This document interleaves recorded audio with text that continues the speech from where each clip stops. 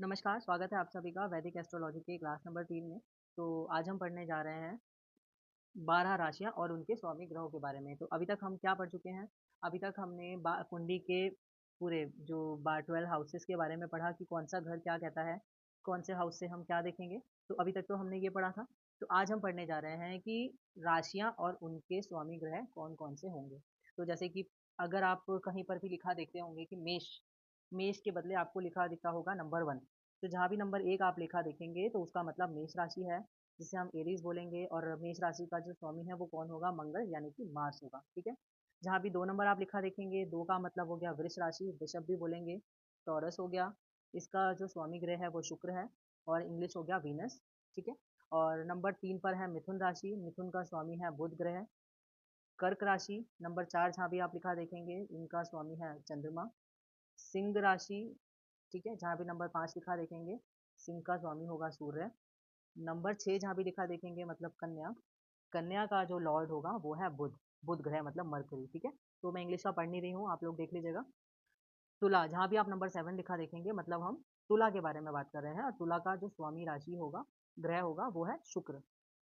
Number 8 जहाँ भी देखेंगे वहाँ है वृश्चिक राशि, वृश्चिक का स्वामी है मंगल। धनु, 9 नंबर जहाँ भी देखेंगे मतलब इसका स्वामी होगा गुरु। मकर राशि नंबर 10 को बताती है, 10 नंबर की राशि होगी मकर, जिसका स्वामी है शनि। 11 नंबर बताता है कुंभ राशि के बारे में, जिसका स्वामी है फिर से शनि। अब 12 नंबर जो कि अंतिम राशि है, अंतिम राशि मीन का जो स्वामी होगा वो होगा गुरु। अब आपने देखा होगा कि कई जो ग्रह आपने देखे जिनको 2-2 राशि मिली है, जैसे बुध को, एक तो मिथुन मिली हुई है, ठीक है? और कौन-सी राशि मिली है? कन्या राशि भी बुध की है। अब इन दोनों में क्या फ़र्क होगा कि ये हम अभी देखेंगे कि हम तत्व के बारे में भी अभी हम बात करेंगे। इन सभी राशियों को हम तत्व, अग्नि, पृथ्वी, वायु, जल जो आपने तत्व एलिमेंट सुने होंगे, उसके अकॉर्डिंग भी अभी हम डिवाइड करेंगे, तो वहाँ से इनका फ़र्क निकल के आएगा। तो बुध दोनों ही राशियों को बताता है, तो कौन-सी राशि कहाँ बोली जाएगी? अब जैसे ये तो बुध की बात हो गई, अब गुरु के लिए देखिए एक तो मीन राशि गुरु के लिए दी गई है, ठीक है? और धनु भी हम गुरु के लिए बोलते हैं। तो 2 राशियाँ धनु और मीन गुरु को दी गई हैं। मंगल के लिए कौन-सा है? वृश्चिक मंगल के लिए है, मेष भी मंगल के लिए है। तो ऐसे करके बस सभी प्लैनेट्स में एक सूर्य और चंद्रमा, इनको इनकी खुद की ही राशि है। चंद्रमा की हो गई कर्क, सूर्य की हो गई सिंह। बाकी सभी प्लैनेट, सभी ग्रह के पास अपनी 2-2 राशियाँ इनको दी गई हैं। अब हम कौन-सी राशि के लिए हम कौन-सी राशि क्या स्वभाव देगी, क्या हम दोनों को एक तरीके से पढ़ेंगे? क्योंकि देखिए, अब जैसे मिथुन राशि का जो स्वामी है वो बुध है और कन्या का भी स्वामी बुध है, तो लेकिन दोनों के जो स्वभाव में ज़मीन और आसमान का फ़र्क होगा। मिथुन राशि वाला है तो स्वामी बुध, लेकिन दोनों का स्वभाव बिल्कुल अलग होगा। अब क्यों अलग होगा? अब हम बात करते हैं। हम इन सभी 12 की 12 राशियों को हम तत्व के आधार पर भी अब डिवाइड करेंगे, ठीक है? आपने सुना होगा ना कि 4 तत्व होते हैं, अग्नि, पृथ्वी, वायु, जल। अग्नि, पृथ्वी, वायु और जल। इन 4 कैटेगरीज़ में हम डिवाइड कर लेंगे। अब 4 कैटेगरी हम कैसे देखेंगे? आप नंबर्स लिखते चले जाइए 1, 2, 3, 4, अब आगे 5, 6, 7, 8, 8 के बाद 9, 10, 11 और 12। मतलब अब इसका क्या हुआ कि एक नंबर पर जो राशि है, ठीक है? जैसे कि मेष राशि वाले, सिंह राशि वाले और धनु राशि वाले जो लोग होंगे, उनके अंदर किस तत्व की ज़्यादा प्रधानता पाई जाएगी? अग्नि तत्व की। मतलब अब हम क्या बोलेंगे कि इनको गुस्सा थोड़ा जल्दी आ सकता है, ठीक है? अब भले ही ये गुरु, गुरु की राशि हो गई, तो क्या गुरु को गुस्सा नहीं आएगा? गुरु जब क्रोधित होते हैं, तो बहुत ज़्यादा क्रोधित हो जाते हैं, ठीक है? आपने मूवीज़ में देखा होगा, श्राप दे देते हैं, नाराज़ हो गए तो क्रोध जल्दी आ गया। सिंह राशि है, सूर्य की राशि है, अग्नि है ही। मेष राशि मंगल की राशि है, अग्नि है। अब पृथ्वी राशि वाले लोग जैसे कि कौन-कौन से हो गए? पृथ्वी तत्व जिन राशियों में होगा, वृषभ, ठीक है? ये कौन-सी हो गई? कन्या और ये हो गया मकर। इन राशि में पृथ्वी तत्व की ज़्यादा प्रधानता होगी। आगे हम बात करते हैं वायु तत्व की, तो मिथुन राशि वाले, तुला राशि वाले और कुंभ राशि वाले लोगों में वायु तत्व की प्रधानता होगी। जल तत्व किन राशि में होगा? कर्क राशि, वृश्चिक राशि और मीन राशि में जल तत्व की प्रधानता होगी। ठीक है? तो जब हम राशियों के बारे में पढ़ेंगे, तो ये सभी तत्व हमें बहुत हेल्प करेंगे। ठीक है? तो ये तो हमने बात की तत्व कि कौन-कौन से तत्व होंगे कौन-सी राशि में, तो हमें आगे जाके हमें राशि के बारे में समझने में बहुत हेल्प करेंगे ये तत्व। अब अगली जो कैटेगरी आ जाती है, जो हमें राशियों के बारे में समझने में हेल्प करेगी, मतलब इनके अंदर कौन से स्वभाव होगा। अब 3 स्वभावों में इनको हमने बाँटा है, चर, अचर और द्विस्वभाव राशि, ठीक है? इसको हम बोल सकते हैं स्थिर, ठीक है? चर राशि हो गया मूवेबल साइन जिनको बोलते हैं कि हमेशा चलते-फिरते रहना, स्वभाव में इनको चंचलता ज़्यादा दिखेगी। जैसे कि स्त्रियों में हमने देखा ना चंचलता होती है कि बहुत इधर-उधर, इधर-उधर या बच्चों वाली चंचलता हो गई, एकाग्रता की बहुत कमी होगी, घूमने-फिरने में ज़्यादा मतलब इनको बढ़िया लगता होगा। जीवन में ज़्यादातर देखा गया अस्थिरता रहती है, परिवर्तन बहुत ज़्यादा होते रहते हैं, जो राशियाँ चर राशि वाले लोगों के लिए होती हैं। अभी हम बताएँगे आपको चर कौन-सी राशि को बोलेंगे अचर। अचर हो गया मतलब कि जो समझ मतलब एक हो गया ना स्थिर राशियाँ।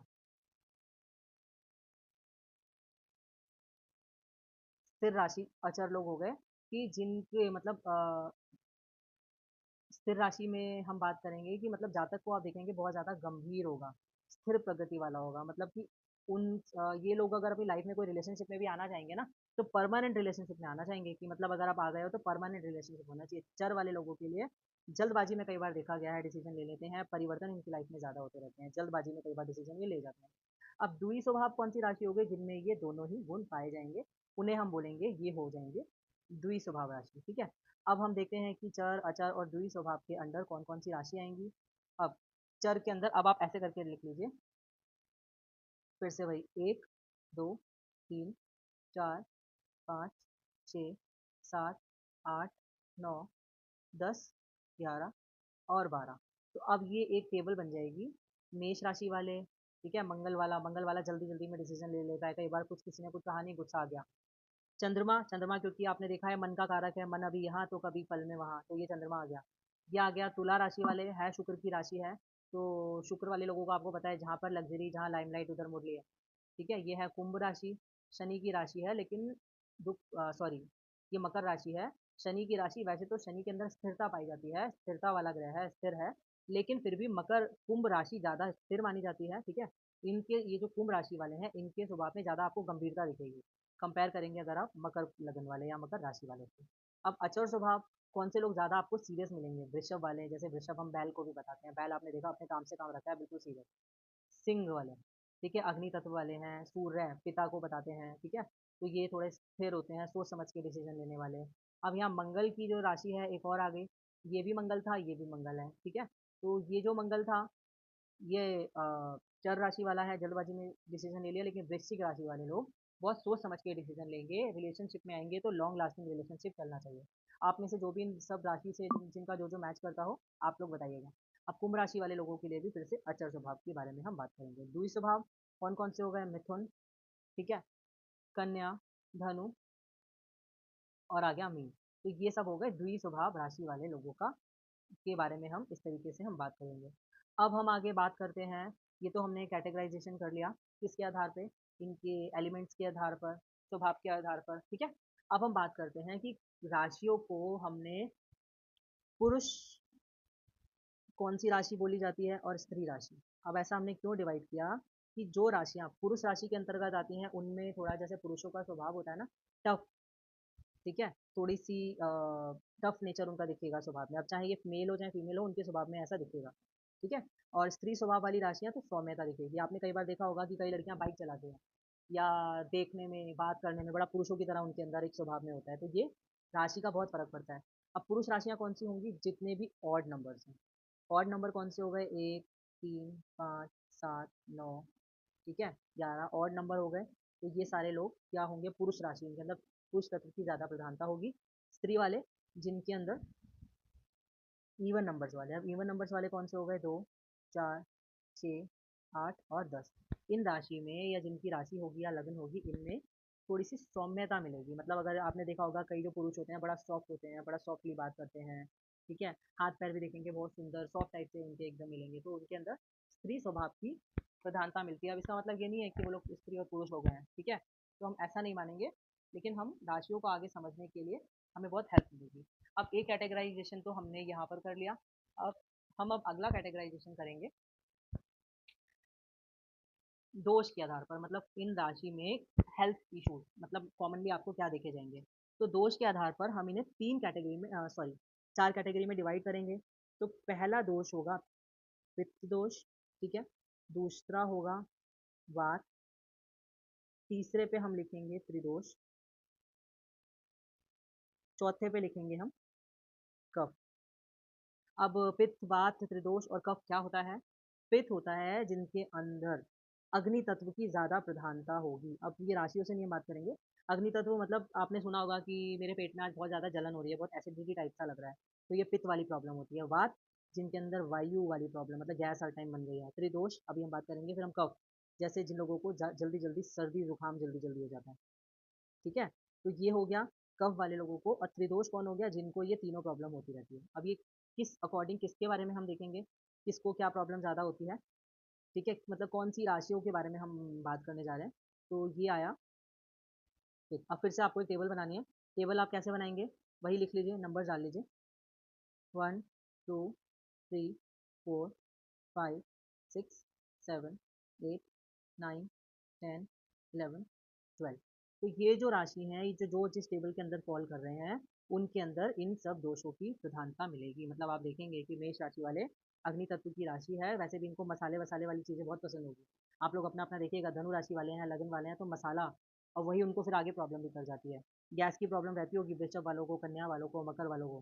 त्रिदोष वाले तो सबसे खतरनाक जो होता है, ये त्रिदोष वाले होते हैं जिनको अगर कोई हेल्थ इश्यूज हो जाए तो पता ही नहीं चलता कि एक्चुअली में इनको प्रॉब्लम क्या है। ये वही लोग होते हैं जो कहते हैं आज तबीयत कुछ ठीक सी नहीं लग रही, लेकिन पता नहीं चल रहा मुझे हुआ क्या है। ठीक है, तो ये तो बात हो गई। अब इन हमने इनके दोष के अकॉर्डिंग, दोषों के अकॉर्डिंग भी इनको बता दिया। अब हम बात करेंगे राशियों का कैटेगराइजेशन किसके आधार पे? अ, दिशाओं के आधार पे। अब दिशाओं के लिए भी सभी राशियों को ना, आपने कई बार देखा होगा या महसूस किया होगा कि आपके घर में या आपके ऑफिस में किसी पर्टिकुलर जगह पर बैठने के बाद ही आपको बहुत अच्छा लगता है, मतलब आप ज़्यादा प्रोडक्टिव होते हो। तो हमारी राशियाँ जो हमें दी गई हैं या हमारा लग्न जो हमें दिया गया है, उसका बहुत ज़्यादा महत्व होता है। वो कैसे? अब हम फिर से लिखेंगे पूर्व दिशा। ठीक है, पूर्व। अब यहाँ लिखेंगे हम दक्षिण। ये मैं उल्टा उल्टा इसलिए लिख रही हूँ ताकि आपको टेबल बनाने में इजी रहे, वरना तो हम पूर्व, पश्चिम, उत्तर, दक्षिण बोलते हैं, लेकिन आप इसी तरीके से लिखिए, पूर्व, दक्षिण, पश्चिम, और लास्ट में आप लिखेंगे उत्तर। ये आप इस तरीके से लिखेंगे ना, तो आपको लर्न करने की जरूरत नहीं है, बस एक स्मार्टली टेबल आप ड्रॉ करेंगे, आपको चीज़ें समझ आ जाएंगी। अब फिर से आप नंबर डाल लीजिए, 1 2 3 4 5 6 7 8 9 10 11 और 12। अब जो राशियां जिसके आगे पूर्व दिशा के लिए वही मेष, सिंह और धनु, दक्षिण दिशा के लिए वृषभ, कन्या और मकर, पश्चिम के लिए मिथुन, तुला और कुंभ, उत्तर के लिए कर्क, वृश्चिक और मीन। तो ये राशियों को इन दिशाओं में ज़्यादा अच्छा रिलैक्स फील करते हैं, और बल्कि देखा गया है तो इनके लिए काम भी इन्हीं दिशाओं में फलदायी होता है। लेकिन अभी दिशा का तो मतलब रह नहीं गया है, क्योंकि हम ऑनलाइन पढ़ने वाले, पढ़ाने वाले या काम करने वाले ज़माने में अभी हम हैं। तो काम का मतलब नहीं है, लेकिन फिर भी आप फील करेंगे तो आपको ज़्यादा अच्छा लगेगा। अच्छा, आखिरी जो हम बोलेंगे इन राशियों को कैटेगराइजेशन करने के लिए वर्ण के आधार पर। अब वर्ण कौन कौन से हो गए?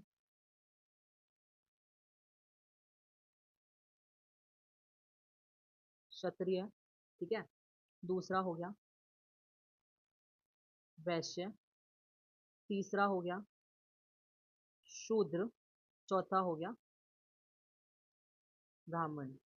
अब ये जो कैटेगराइजेशन होता है, ये कास्ट सिस्टम नहीं बता रहा है, यहाँ बता रहा है कि क्षत्रिय राशियां जो होंगी उनमें ना बहुत जल्दी वो एग्रेसिव स्वभाव इनका होगा। ठीक है, एग्रेसिव हो जाएंगे। आपने कोई बात बोली, इनको गुस्सा आ गया, फटाफट से रेडी हो जाएंगे किसी भी चीज़ के लिए, मतलब तुरंत माइंड गर्म। वैश्य जो होंगे, वैश्य लोग बोले जाते हैं जो बिजनेस माइंडसेट वाले लोग होते हैं। शूद्र हो गए, शूद्र वैसे तो पुराने टाइम में हम देखेंगे तो हम नीचे तबके के लोगों को बोला जाता था, तो ये नीचा तबका ऊंचा तबका कुछ मैटर नहीं करता है। यहाँ शूद्र हम बोलेंगे कि जिन लोगों में सेवा भाव ज़्यादा होगा, मतलब आपको अगर प्रॉब्लम है, आप परेशान हैं, तो ये तुरंत आपके लिए हेल्प करने को रेडी हो जाएंगे, ये ऐसे लोग होते हैं। ठीक है। ब्राह्मण हो गया जिनके अंदर ज्ञान के लिए हम इनकी बात करेंगे, मतलब बहुत आपको ज्ञानवान मिलेंगे ये राशि वाले या ये लग्न वाले। अब ये कौन से लोग होते हैं इसके बारे में हम एक बार बात कर लेते हैं। ठीक है, अब क्षत्रिय लोग कौन से होंगे, फिर से हम एक टेबल ड्रॉ कर लेंगे। 1 2 3 4 5 6 7 8 9 10 11 और 12। ठीक है, अब जो इस टेबल के अंदर आएंगे वही लोग इस कैटेगरी वाइज होंगे इनके अंदर। अब जैसे ब्राह्मण वर्ण में कौन आ गया, तो मतलब इनको ज्ञान, इनको बहुत होगा, बहुत ज्ञानी होंगे। कर्क राशि वाले, वृश्चिक वाले, मीन वाले बहुत ज्ञानी लोग होंगे। आप बात करेंगे तो आप देखेंगे अरे बहुत ज्ञानी है, बहुत चीज़ों की समझ है। शूद्र वर्ण के जो लोग हैं, इनके अंदर सेवा भाव बहुत होगा, मतलब बहुत सबकी सेवा भाव करने वाले, आदर भाव करने वाले लोग होंगे। वैश्य, इन लोगों का माइंडसेट हमेशा होता है कि हम बिज़नेस कर लें।